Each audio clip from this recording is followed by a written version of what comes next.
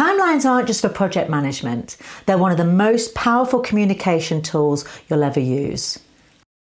Hi, I'm Lizzie Butler. With 25 years in communication and sales, I teach practical communication skills that help you influence positively, perform at your best, and achieve the outcomes you need. When Mum died, naturally I was very sad.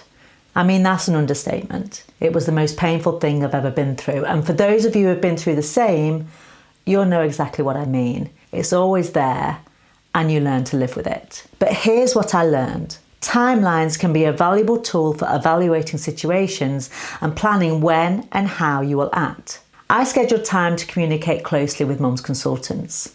I scheduled time to be with Mum and enjoy all the little things. I scheduled time to close the business so I could spend more time with her, and I did. I remember Mum saying to me, "Shouldn't you be at work instead of with me?" And I said, "If our roles were reversed, where would you be, Mum?" She smiled from her bed. Her smile spoke 1,000 words. She knew exactly where she would be. Mum died at the end of September, and I was walking our son to school, Harry, who was just 10 at the time, and he turned to me and said, "Mum, are you still going to be sad at Christmas?" And I said, "Yeah, I'm going to be sad then, Harry, because it'll be our first Christmas without Mum." He then said, "Are you going to be sad in February?" And I said, "Yeah, I'll probably still be sad then because it's my birthday then and it'll be sad without Mum. And it would have been Mum's birthday too. So yes, I'm still going to be sad then." He then asked, "Will you be sad when we go on holiday in the summer?" And I replied with a completely different tone, "Geez, no way, I'll not be sad then. That's too far away and too long to feel like this. Mum wouldn't have wanted that. She would have said, enough is enough, you've got to live your life. So I'll be okay by then."